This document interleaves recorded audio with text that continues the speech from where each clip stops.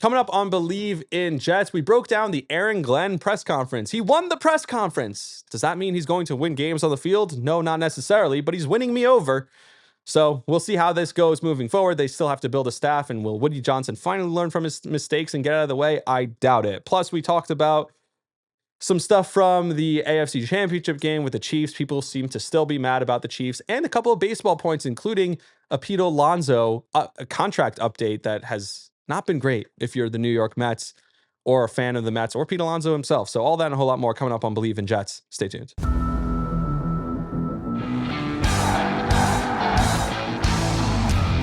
Welcome back to Believe in Jets, a New York Jets podcast on the BLEAV Podcast Network. My name is Rami Lavi, and we had our introductory press conference for Aaron Glenn, the new head coach of the New York Jets. And congratulations, because Aaron Glenn, you truly mastered the press conference. He won the press conference. And right off the bat, I want to say this, because people probably listening to this, oh, you were anti-Aaron Glenn, look how awesome he was.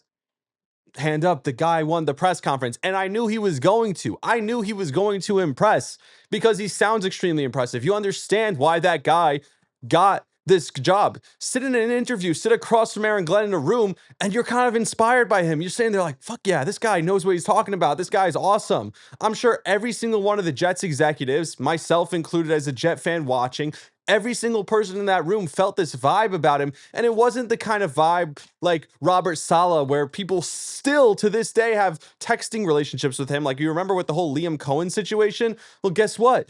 It was Connor Hughes who reported, yeah, I was texting back and forth with Robert Saleh today, and a lot of the things they said weren't true. That's crazy. They still have a texting relationship with Robert Saleh all this time later because of the kind of buddy-buddy relationship that he created with the media. Glenn's not going to have that clearly right away, and we'll get to some clips a little bit later for what Aaron Glenn sounded like as the Jets' new head coach and the voice of the Jets. But it doesn't matter. I wanted a guy who would be the face of the franchise. That's what Aaron Glenn is going to be. He's now the new face. Everything's about him. Everything runs through him.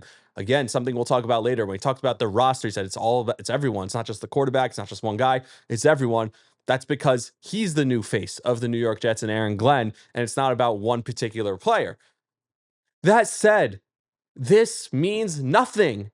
I still wanted a guy who was a veteran, who would come in here, who would change the narrative in one day and turn it around in a second because of who he is, because of the pedigree, not because he sounds good in front of a microphone, not because he looks good and makes a funny joke about his glasses. So look, he's winning me over.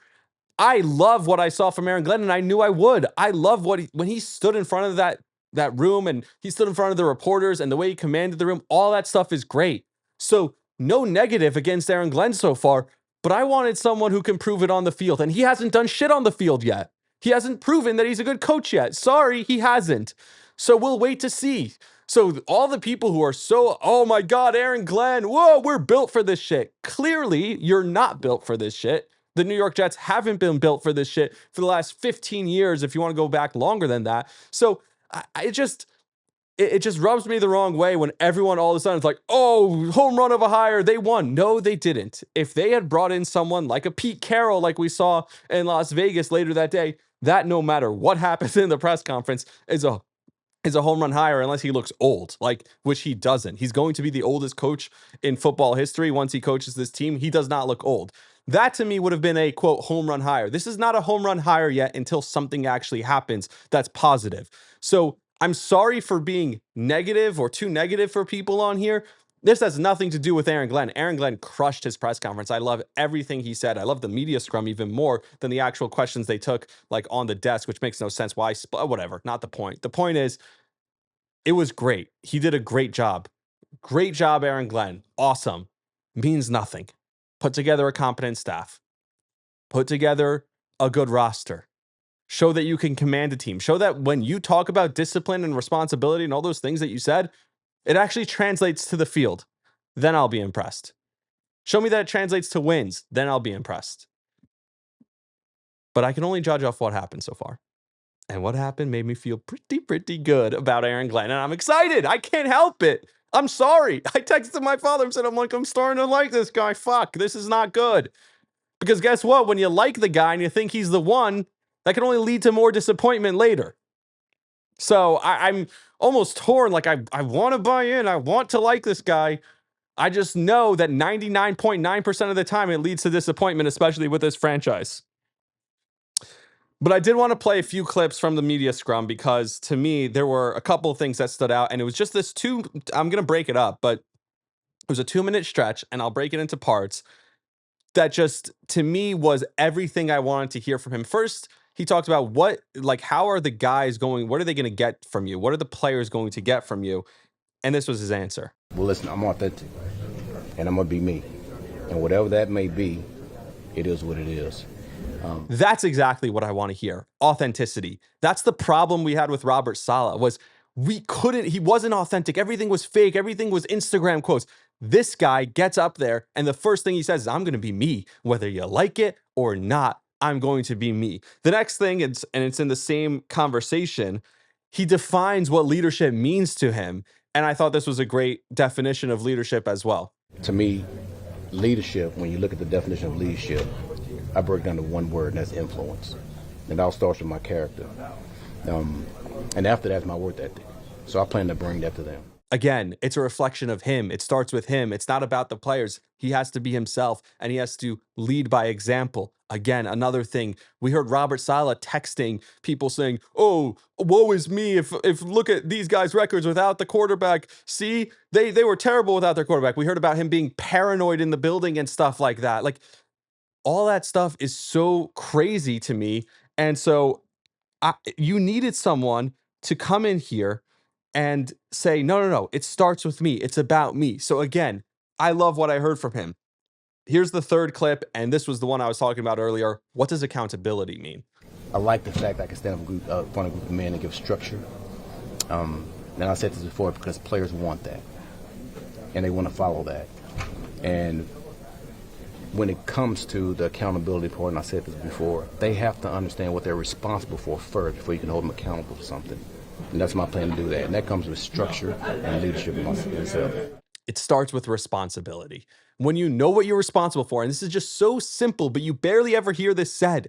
When you know what you're responsible for, then you're automatically held accountable to it. The Jets players, we talked over and over and over again, they weren't held accountable. They weren't held accountable. Well, maybe there wasn't a strong emphasis on what you are responsible for. That was what was put in front of them, so they didn't have to be accountable. There's nothing to be held accountable to if you don't have a responsibility in the first place. I love that quote so much.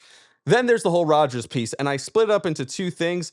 First, the Rodgers part. I mean, they ask him about Aaron Rodgers. Here this is. Will Aaron Rodgers be your quarterback? You're going to continue to ask me the same question. I'm going to get the same answer. We're still in evaluation mode. So for anybody else going to ask that, I'm going to give you the same answer. So don't waste your time. We're clear. Well, let's answer. What do you look for in a quarterback? Like, what's an Aaron Glenn quarterback? A winner. A winner. Mental and physical toughness. When you talk about that, you're not going to get me. Well, let me ask you this. You know, Parcells over. You know, I know you guys are close. He always said, Parcells. Okay. I'm Aaron Glenn. Okay, so you don't. That's Parcells. I'm Aaron Glenn. Okay. Aaron, what will your process be like? Will you go meet with Aaron? I know you guys. We've already texted Aaron, and me and Moose are going to sit there and we're going to watch every game tape there is, and then we're going to look at the whole roster. This thing is not about Aaron Rodgers, folks. This is about the roster.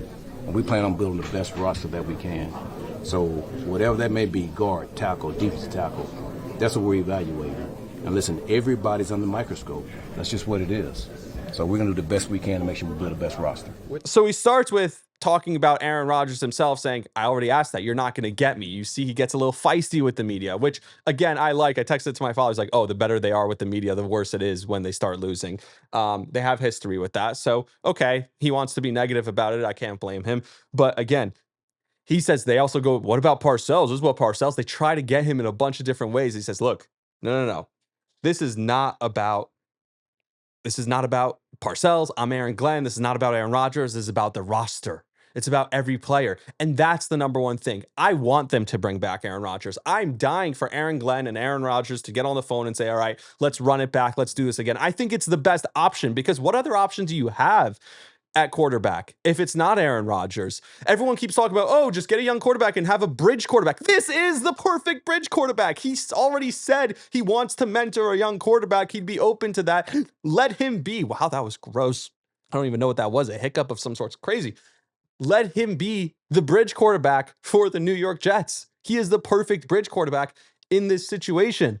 So I don't understand why you wouldn't go back to Aaron Rodgers. That said, it can't be the same as it was the last 2 years where it's the Aaron Rodgers show and everyone else is just riding along. Aaron Rodgers is one of 53, just like he just said. Aaron Glenn just said, it's about every position. It's not just about the quarterback. We're looking at everyone here. It's not only about Aaron Rodgers. This is about the New York Jets as a team. And that's what it has to be. If Rodgers is not okay with that, by Aaron Rodgers, I don't know if he has another option to play in the league. And if he does want to play, he might have to come to a guy who's already telling him off the bat, look, I love you, Aaron, but it's not about you. It's about everyone as a whole. And that's what you love to hear. I want Rodgers back, but I want him back as one of 53, a great one, maybe the best one of the 53. And the most important, he plays the quarterback position, but still just one of 53, not running the show like he has in the past. And then the last thing he said, and this was just interesting, they asked if it would be a football decision. Some people misconstrued this, and this was his answer. With the quarterback, Aaron, is it strictly a football decision? So when you decide what you want to do with quarterback, are you just When it comes to the football? team, it's always a football decision. There's no decision to be made about that. To me, the answer is just saying, yes, it's always a football decision. Yes, that includes salary cap. All those things go into football decision, age, all that. But I think what he's answering is this is not going to be about what he says about Jimmy Kimmel or the things he does in the media or the games he plays with freaking McAfee. It's not about that. It's about football. It's about the team. What's best for the franchise? What's best for the organization? How can we win games?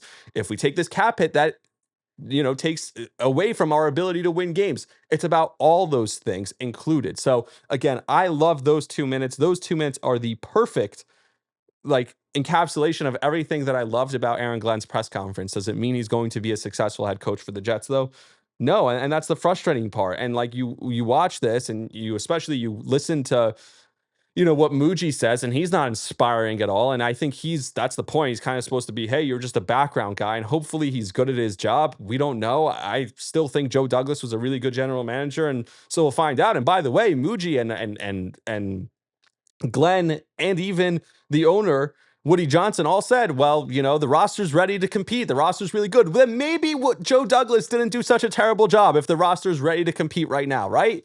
Maybe the roster's not as bad as you think. If it's not as bad as you think, then maybe Joe Douglas was better than you thought. And so to me, it's frustrating, but I'm rooting for him. He's a weird guy. He doesn't need to be a front-facing guy. He doesn't need to talk to the media. And the one thing is Woody Johnson, to me, hasn't learned. And that's my problem with this. You look at Woody Johnson and he talks about, they're both going to answer to me. Everything was overblown with me getting involved. He did say he needs to look in the mirror, but then he goes, everything was overblown with my family and me getting involved. Overblown meaning it happened. It just was taken out of proportion to the level that it happened. But you're admitting that your son was in the room talking about Madden ratings. He basically admitted it by saying it was, quote, overblown. He did also say, and there's no quote of this, but Rich Cimini wrote it, and Rich Cimini, who sucks the guy's all day anyway. We've seen this before. I don't know if I want to say that on here. I might bleep that out. Rich Cimini, who sucks up to the owner. And, wow, that was crazy. That just came out. But Rich Cimini, who sucks up to the owner, and Rich Cimini, who sucks up, and obviously all the guys, you see even Costello or whatever, also sucking up to the owner. He wrote an article earlier defending Woody Johnson. They love to defend Woody Johnson. They love to suck up to the owner, right? So those guys writing, oh, Woody Johnson said he knows he has to look in the mirror, but there's no audio of it. There's no proof of it. Of course he would write that piece that makes Woody look good, but I don't believe it because Woody sounded exactly the same. And so until Woody changes and this offseason proves he's not changing because he wasn't willing to give the franchise over to Pete Carroll. He wasn't willing to give the franchise over to a guy like Mike McCarthy or any of the names we talked about, a guy who's going to come in here and shut him out and actually take accountability and say, no, this is my team. Let me do what I want. He doesn't want to do that. He wants to be in charge still. And I'm sorry, unfortunately, all I know is that as long as Woody is in charge, nothing's going to change. And I keep saying that. I sound like a broken record, but It's all I know, and it's unfortunate. And now they have to look for the coordinators, and we'll see what happens. I'm not sure what's happening with the coordinators. It sounds like Nick Caley is off the table, so then they're going to look for the passing game coordinator. Look, Nick Caley could still take the job. I still hope they get Nick Caley. But the problem is Mike LaFleur is going to tell him, don't take this job. Nick Caley is the tight ends coach in LA under Mike LaFleur. He's going to say, no, don't take that. Don't go to New York. That's a shit show there. And I don't blame Mike LaFleur for saying that. Like, he dealt with it firsthand. So the other guy is the passing game coordinator from the Lions, who obviously worked with Aaron Glenn, Tanner Ekstrand. So he was apparently up for the Lions OC job. He didn't get it. So he's going to be looking elsewhere, it sounds like. And it wasn't the quarterback's coach who got it either. I think they brought in someone from the outside. So it seems like they're going a different direction. So Tanner Ekstrand should, maybe if he's not getting a promotion, he might look for an OC job. That's possible. That's, again, a rookie doing this job, first time doing it. I don't know how that's going to work. And again, all these things, it's their first time doing it. Doesn't mean they're going to be bad, but doesn't mean they're going to be good. And that's the scary part. As far as Steve Wilkes, he would be the DC, and it sounds like that's definitely happening. Again, this is a guy with experience. He's been in a million places. I don't know how much that bothers me. A lot of these guys have been all over the place. He's been a head coach before. So Steve Wilkes as the DC actually sounds pretty good to me. I don't mind it. One last thing about the press conference meaning nothing, and then we'll get into some other football topics. Look, Nick Sirianni's press conference was dreadful to listen to. Go back and watch it. I went back and heard some of the clips on WFAN. They were playing them. He was terrible. His team's in the Super Bowl 2 of the last 3 years. Liam Cohen sounded like a fool going, Duval, right? He sounded like an idiot. Does it matter? Is he going to be a terrible head coach because he sounded like a fool? There are some people who stand up there and sound amazing. Joe Judge sounded awesome in his press conference with the Giants. He was terrible. If you went with a guy like Pete Carroll, you would have known right away what you have. You have someone who's going to come in here and know, oh, well, he's so old. This isn't a long-term answer. Aaron Glenn's going to be here for the next 10, 15 years. Or Aaron Glenn's going to be fired in 3 years, like has been the history with every Jets head coach for the last 25 years. Don't tell me you know he's going to be here for the next 15 years. At least you know if Pete Carroll's here for the next 3 years, he could stabilize the franchise, make the playoffs once, and then bring in who he wants to bring in, build a staff, and bring in his successor. That's what he's going to do in Vegas. He's a stabilizer for that franchise. That's what the Jets needed at this point in their organization. And they didn't go for it. They're trying to get the next thing again. And it's failed again and again and again, mainly because of Woody Johnson.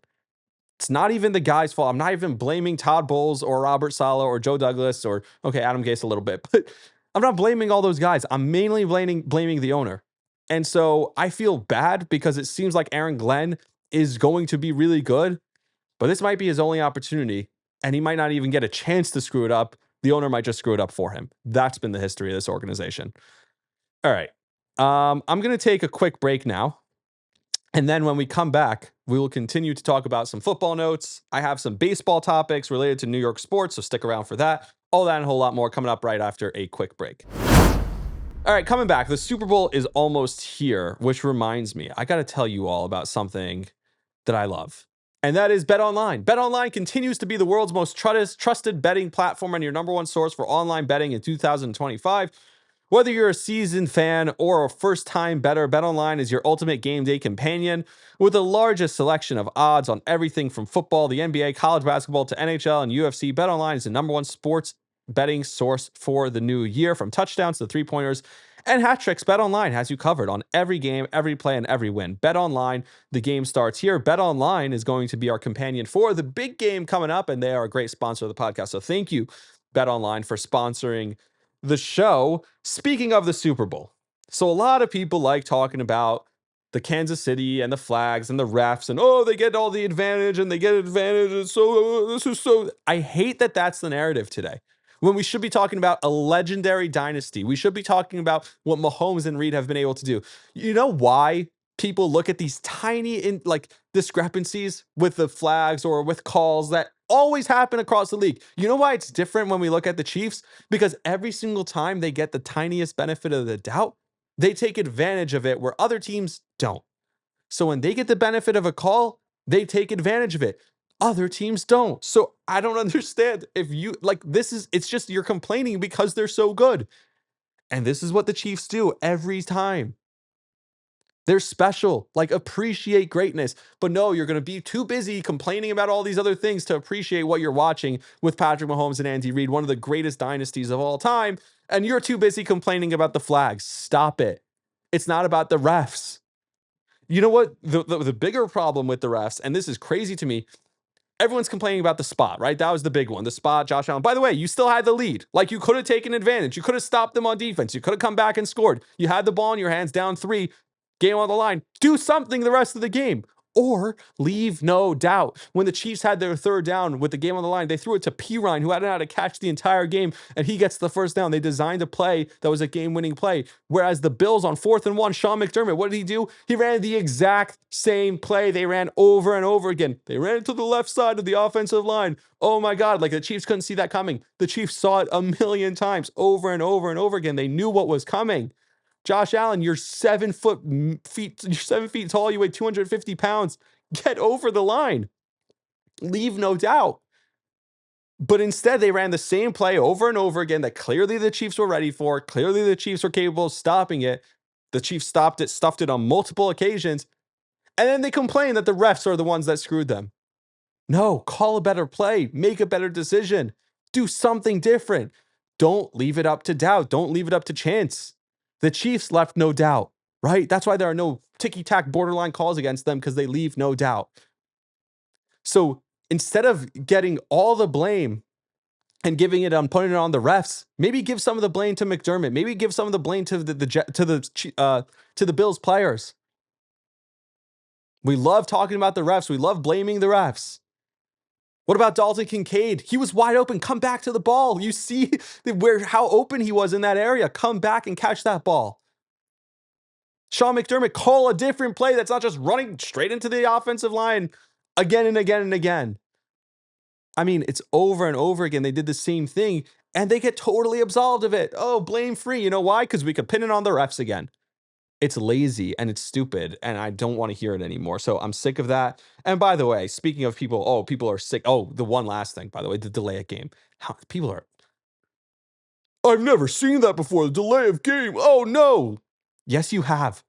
We talk about this every few years, but if you ever watch football, it's every single football game. Delay of game, when you see zeros on the clock, then the ref looks down and if the ball's still not snapped, that's when they call the penalty. You do have that extra second. And you even see Andy Reid asking the referee, like, can I take this down to the 2-minute warning? And the referee says yes. There's that tiny split second discrepancy that's always been there. But for some people, oh no, it's the Chiefs, so we can't handle that. It's just wrong. You just don't know. Maybe you don't watch football. I'm not sure. And for the crowd I'm sick of the Chiefs crowd, and this is a totally half-baked idea, but I'm sick of the Chiefs crowd. This is my message to you. We get only so many of these games a year. Why wouldn't you want the best possible team and the most entertaining team at the end of it? We love football so much. We have 1 game left, and I already miss football. Like, it's crazy. Like, I miss it. You know what I mean? Like, the season is over now. It's just the Super Bowl. Like, the Super Bowl doesn't count. Like, football's over. And we get 1 last game, 3 hours, and you want to see a lesser team? Why would you want that? Like, I don't understand that. I'm sick of the Chiefs. I'm sick of Philadelphia. They're the 2 best teams. They're the most entertaining teams. It's going to be the best game. We get so few of these a year. We get 20 weeks of football a year. You want worse football? Why? Like, I don't understand that. It's like if you could only eat pizza 5 times a year. That 5th and final time that you get to eat pizza, you have a big pizza party, right? And this is a half-baked part because I'm trying to think of a better analogy, but this is the one I came up with. You're going to have a big pizza party that 5th time, right? And you're going to throw a pizza party for all your friends. And this is the last time I'm having pizza for the next 6 months. Are you going to order from a shitty, like, chain place? Or are you going to go to the best spot in town and make sure you have the best pizza for that last time? You're probably going to get the best pizza. Why wouldn't you want the best team? This is the last time. You have this big party. This is the last time we get to see football for the next 6 or 7 months. And we want a shittier team in there? And I know the Bills aren't shittier. They are worse than the Chiefs, though. Why wouldn't you want the best 2 teams? Oh, I'm sick of them. We already saw this matchup. What do you mean? You're not sick of them? This is the best possible matchup. This is what we want. You really want to see Washington, who can't stop a nosebleed in the Super Bowl? You really want to see Washington and all the penalties and turnovers they commit? Why would you want to watch that? Why would you want that in the Super Bowl? Because I'm sick of them. We get one Super Bowl a year. I want to see the best two teams. I don't understand the I'm tired of seeing the same two teams over again narrative. That makes no sense to me. It's just that you in the media, you have nothing new to talk about. And you need something new to talk about. We can't talk about the same thing every day. Stupid. Be better at your job. Come up with something better to talk about. All right, last thing, and then we'll wrap up. There's a really interesting thing going on here with Jeff Passan, who was on with Michael Kay. And this is really interesting. He said a few really interesting points, and then a Pete Alonso point. He made a point about the Yankees and their spending. And he said, since when are the Yankees third fiddle? Like, people are saying, oh, Jeff Passan just destroyed the Yankees on Michael Kay show. I didn't think he destroyed them, but he made some very astute points. He said, look, the Yankees can't spend huge on a few players because they are not good enough at developing players in their minor league system and developing talent through their farm system. They're not good enough at that, so they can't spend big on a few players because it'll leave too many roster holes elsewhere. And that's like, yeah, this is what I've been saying as a Yankee fan. Like, this franchise, because they throw money at big players, their roster's not good enough. They don't have a full roster. They have a giant hole at second base or third base, whichever way you look at it, because they haven't developed a player. We don't know what's happening in left field. It's supposed to be Jason Dominguez. We just heard Hal Steinbrenner and Aaron Boone talk about it. We have all these question marks on the roster. This roster is not good enough. They're not better than they were last year, certainly, because when was the last time they developed their own player that was good? Aaron Judge, that's it. And that's a real problem. That's the core of the problem. Not that they don't spend enough, because look at how much they spend. They spend third most in the league. For the amount of money they spend, they should have a good enough roster. But no, they don't. Because outside of those big numbers that they spend on, big guys that they spend on, they haven't put together a good enough roster, a talented enough roster. And then people like to complain. And this is what Jeff Passan said also. People love complaining. Oh, we can't compete with the Dodgers. Don't say you can't compete with the Dodgers. You're not willing to compete with the Dodgers. And I tweeted this out a couple weeks ago. Like, if the Miami Marlins tried competing with the Dodgers, if they threw money at some of these big time players, maybe they get them. And if you start to get these big time players, and Passan went through the list, look at how many Dodgers players they have at market value or below market value because they want to go play for a winner. So when they're stockpiling at the end, all these players, it's like we've seen in the NBA for years, it's like, oh, I'm ring chasing. I'm going to go to the Dodgers. Why wouldn't they get these guys on actually a cheaper deal? Because if you show that you're willing to spend and you're committed to winning, then other players will come to you. And by the way, for Texas and Miami and other teams that aren't in a market that you have to pay so much taxes like the Dodgers, like in LA, you'd actually get better players. You actually can compete with the Dodgers. There's revenue sharing. Like, it's crazy to me that people say, oh, we can't compete. No, you don't want to. You're choosing not to. You haven't attempted to compete with the Dodgers. I hate the complaining about the Dodgers. It's within the rules. Good for them. They're actually competing to win. I'd like to see more teams try and do what the Dodgers do. And that will make the league balanced. That will make the league competitive. Not just crying, oh, the Dodgers are spending so much money. Go compete with them. Go try and outspend them. Nothing's stopping you. It's within the rules. So that drives me insane. Last thing about Pete Alonso. It sounds like the Mets want Pete Alonso back. And that was the big selling point. That when we come here, our job is going to be, we heard it again with Muji. He said, we're going to keep our own regarding the Jets. So it's all connected back to the Jets. We're going to keep our own. That's a big thing that fans want to hear. And that's what they said when Steve Cohen first got here. The big thing he wants to do is he wants to keep his own. And every single fan base wants to hear the general manager and the owner say that they're going to keep their own players. That's a huge thing for fans. And yet this Pete Alonso thing has dragged on. And it sounds like, from what Steve Cohen said at Amazing Day on Saturday, that Pete Alonso, he's looking at it as just Scott Boras, me versus Scott Boras. And it's like, I gave you all of this for Juan Soto. I want you to come towards me a little bit with the Pete Alonso contract.